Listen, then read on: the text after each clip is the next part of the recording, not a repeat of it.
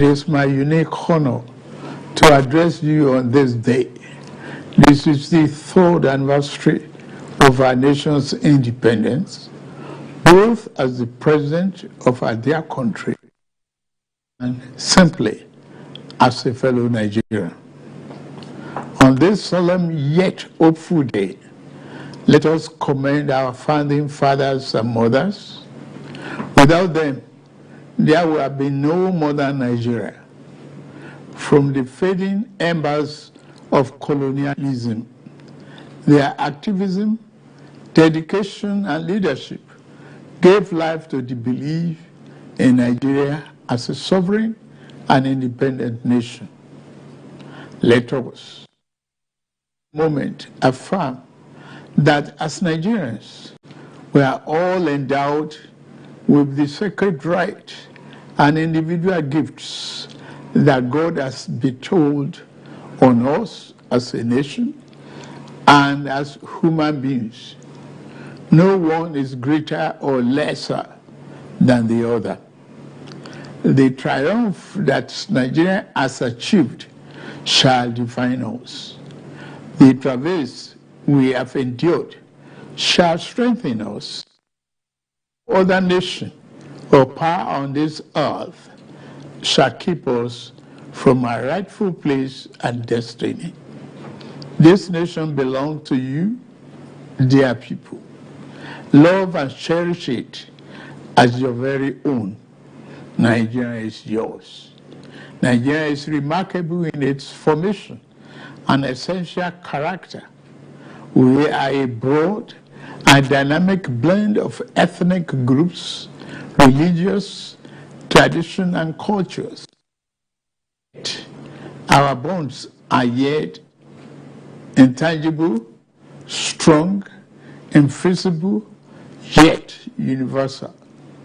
We have a common thirst for peace and progress, by the common dream of our prosperity and harmony, and by the unified ideas of tolerance and justice, forging a nation based on the fair application of this noble principle to a diverse population has been a task of significant blessing, but also serious challenge. Some people have said an independent Nigeria should never have come into existence. Some have said that our country will be torn apart. They are forever mistaken. Here, our nation stands, and here we shall remain. This year, a significant milestone in our journey to a better Nigeria, by democratically electing a seventh consecutive civilian government, Nigeria has proven that commitment to democracy and the rule of law remains our guiding light. At my inauguration, I made important promises about how I will govern this nation. Among those promises were pledges to reshape the economy and to secure the lives, liberty, and property of the people. I said that bold reforms were necessary to place our nation on the path of prosperity and growth. On that occasion, I announced the end of the fuel subsidy. I am attuned to the hardships that have come. I have a heart that feels our eyes.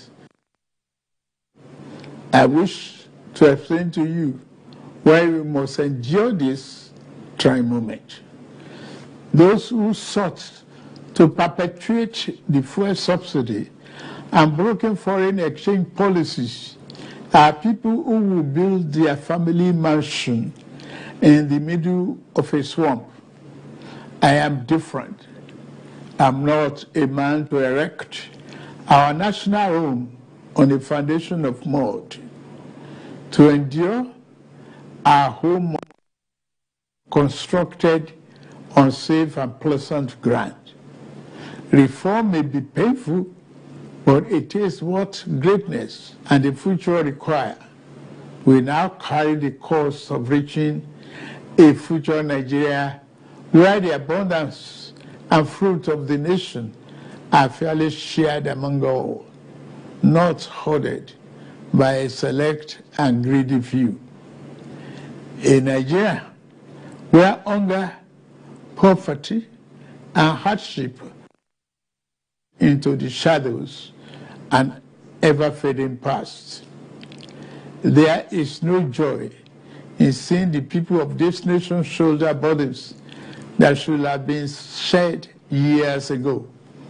I wish today's difficulties did not exist, but we must endure if we have to reach the good side of our future. My government is doing all that it can do to ease the load. And path we are taking to relieve the stress on our families and households. We have embarked on a several sector reform to stabilize the economy, direct physical and monetary policy to fight inflation, encourage production, ensure the security of lives and property, and lend more support to the poor and the vulnerable. Based upon our talks with leaders and other stakeholders, we are introducing a provisional wage award increment to enhance the federal minimum wage without causing undue inflation. For the next 6 months, the average low-grade worker shall receive an additional 25,000 naira per month. To ensure better grassroots development, we set up an infrastructure support fund for states to invest in critical areas. States have already received funds to provide relief packages against the impact of rising food and other prices. Making the economy more robust by lowering transport costs shall be key. In this regard, we have opened a new chapter in public transportation through the development of cheaper, safer, compressed natural gas, the CNG, buses. These buses will operate at a fraction of current fuel prices, positively affecting transport fare.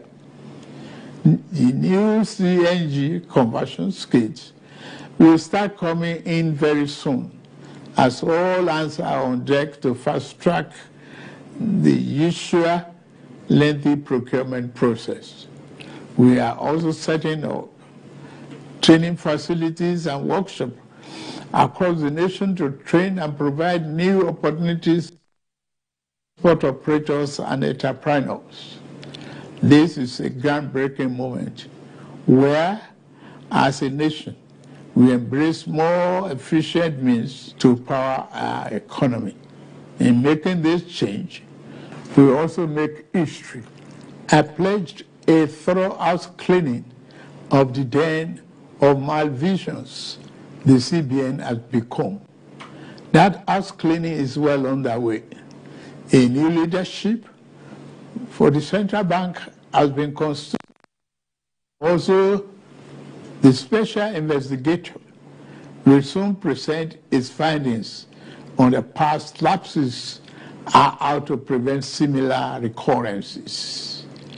Henceforth, monetary policy shall be for the benefit of all and not the exclusive province of the powerful and wealthy. Wise tax policy is essential for the economic fairness and development. I have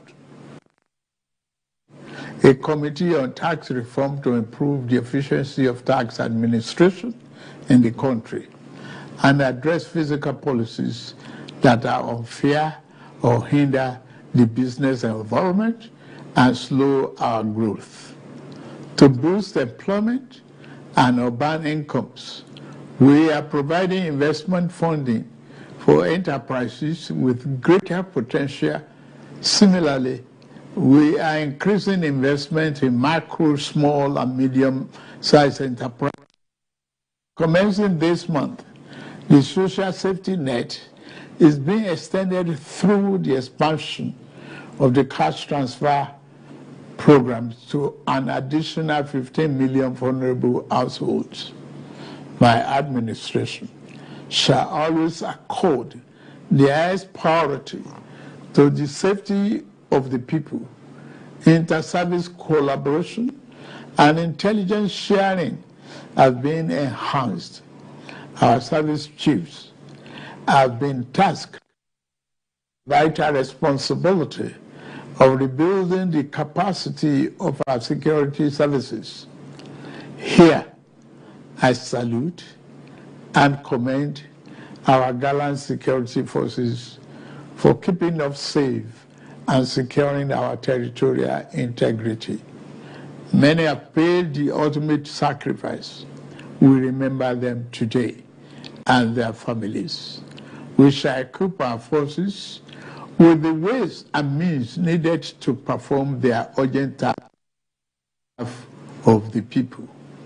We shall continue to make key appointments in line with the provision of Constitution and with fairness towards all men, women, youth, and physically challenged shall continue to be given due regard in these appointments.